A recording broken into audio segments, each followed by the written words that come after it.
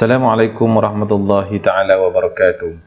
Alhamdulillah, bertemu lagi kita di dalam pembelajaran pendidikan Islam tahun 6 bidang sirah di bawah tajuk Perkembangan Islam selepas pembukaan Kota Mekah.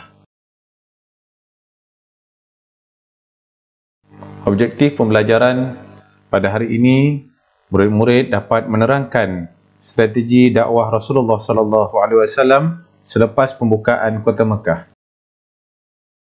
Mesti ada di kalangan murid-murid yang bertanya, apakah strategi Nabi Muhammad SAW dalam berdakwah? Kita akan bincangkan 3 perkara penting, iaitu yang pertama, mengukuhkan negara Islam, yang kedua, menekankan tanggungjawab berdakwah, dan yang ketiga, menjalinkan hubungan luar. Strategi pertama dakwah Rasulullah SAW ialah mengukuhkan negara Islam.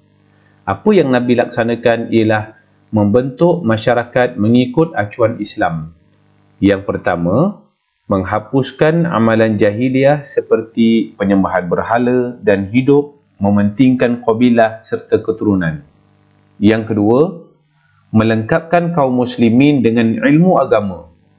Dan yang ketiga, menekankan amalan tidak mensyirikkan Allah, taat kepada Nabi, mengukuhkan persaudaraan Islam dan menjauhi larangan seperti membunuh dan berzina. Dalam strategi mengukuhkan negara Islam, Nabi Muhammad SAW juga memperkasakan ekonomi umat Islam, iaitu mengutuskan pemungut zakat dan jizyah kepada kabilah-kabilah dan negeri-negeri yang dikuasai Islam. Apakah yang dimaksudkan dengan jizyah? Jizyah ialah cukai yang dibayar oleh rakyat bukan beragama Islam yang bernaung atau tinggal di negara Islam. Strategi kedua Nabi Muhammad SAW dalam berdakwah ialah menekankan tanggungjawab berdakwah. Yang pertama, peranan menyampaikan kebenaran Islam dipikul oleh setiap Muslim sama ada lelaki atau perempuan. Dan yang kedua, saling berganding bahu mempertahankan kesucian Islam daripada ancaman musuh. Strategi yang ketiga dakwah Nabi Muhammad SAW ialah menjalinkan hubungan luar, iaitu menghantar utusan dan governor.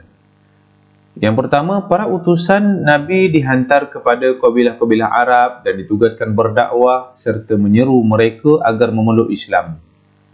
Dan yang kedua, para gubernur dilantik untuk dihantar ke negeri-negeri yang dikuasai Islam dan ditugaskan untuk berdakwah serta mengajar tentang ajaran Islam. Di dalam strategi ketiga Rasulullah SAW dalam berdakwah, iaitu menjalankan hubungan luar, ialah menerima kedatangan delegasi-delegasi kabilah Arab, yang mana baginda menerima kunjungan mereka yang berhasrat untuk memeluk Islam. Setelah kita mempelajari apakah cara dan kaedah dan juga strategi Nabi dalam berdakwah, maka kita akan sama-sama melihat dan mempelajari apakah kesan daripada dakwah Nabi Muhammad SAW. Yang pertama, terbentuklah masyarakat Islam yang teguh akidahnya, hidup bersatu padu, aman dan damai. Yang kedua, negara Islam semakin kukuh kerana setiap Muslim sanggup berkorban tenaga dan harta demi mempertahankan kesucian. Dan yang ketiga, ramai yang memeluk Islam kerana setiap orang berperanan menyebarkan Islam dan pengaruh Islam semakin meluas di semenanjung Arab.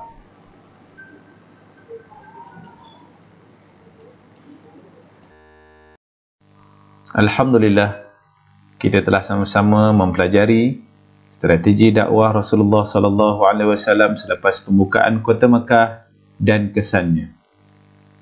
Mudah-mudahan murid-murid semua dapat memahami tajuk dan pelajaran yang kita pelajari pada hari ini.